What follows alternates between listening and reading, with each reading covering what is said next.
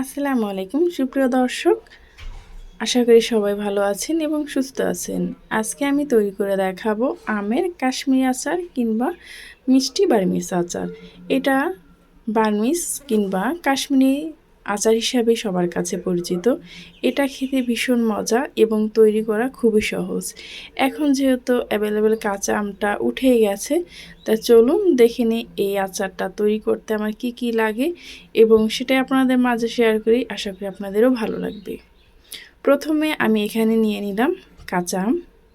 কাঁচা আমটাকে বোটাটাকে কেটে ভালোভাবে আমি একটি পিলার দিয়ে সবুজ অংশটাকে বাদ দিয়ে ফেলে দেব। তারপরে আমটাকে ভালোভাবে আমি ছোট ছোট করে কেটে নেব। আর এই ভিডিওটি যদি আপনাদের কোনো অংশ ভালো লেগে থাকে তাহলে প্লিজ আমার চ্যানেলটি সাবস্ক্রাইব করে পাশে থাকা বেল আইকনটা ক্লিক করে রাখবেন, যাতে করে যে কোনো ভিডিও আপলোড করা মাত্রই আপনার কাছে নোটিফিকেশন পৌঁছে যায়। এই তো দেখতে পাচ্ছেন একটা পিলারের সাহায্যে আমি কিভাবে এটাকে কেটে নিয়েছি। আপনারা চাইলে বটি দিয়েও এটা করতে পারেন। এখন আমি একটি ছুরি দিয়ে এটাকে কেটে নেব। কিন্তু এই আমটা একটু আঠি হয়ে গেছে, আর এই আমটা একটু আঠিওয়ালা আম দিয়েই তৈরি করতে হয়।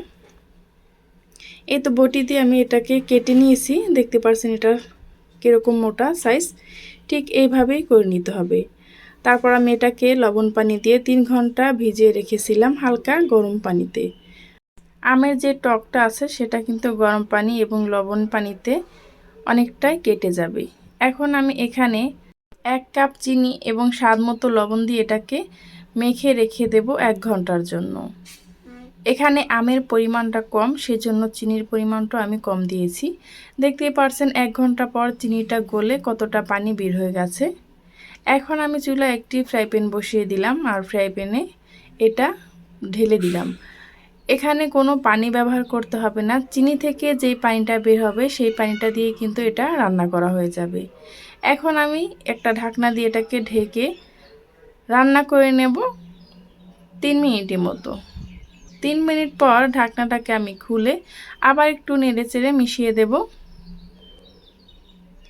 তারপর আমি এর ভিতরে দিয়ে দেব কালারের জন্য অল্প একটু মরিচের গুঁড়ো এবং অল্প একটু হলুদের গুঁড়ো, যাতে কালারটা অনেকটা সুন্দর আসে। সেই জন্য আপনাদের কাছে যদি অরেঞ্জ ফুড কালারটা থাকে সেটাও কিন্তু আপনারা একটু দিয়ে দিতে পারেন, তাহলেও কিন্তু কালারটা অনেক সুন্দর হবে।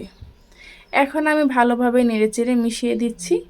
এখন আমি ঢাকনা দিয়ে এটাকে ঢেকে আবারও রান্না করে নেব। আমি লবণটা চেক করে দেখলাম একটু লবণ লাগবে, সেজন্য আরেকটু লবণ আমি এখানে দিয়ে দিলাম। এটা এখানে যেহেতু আমি অল্প তৈরি করেছি, এটা কিন্তু থাকবে না, সেজন্য আমি অল্প পরিমাণ ভিনেগার দিয়েছি। আপনারা যদি বেশি করে তৈরি করতে চান তাহলে এখানে ভিনেগারের পরিমাণটাও বেশি দেবেন, তাহলে কিন্তু এটা বছর জুড়ে আপনারা সংরক্ষণ করতে পারবেন। এটা দেখতে পাচ্ছেন সেদ্ধ হয়ে কালারটা কতটা সুন্দর হয়েছে এবং কিন্তু এটা গলে যায়নি।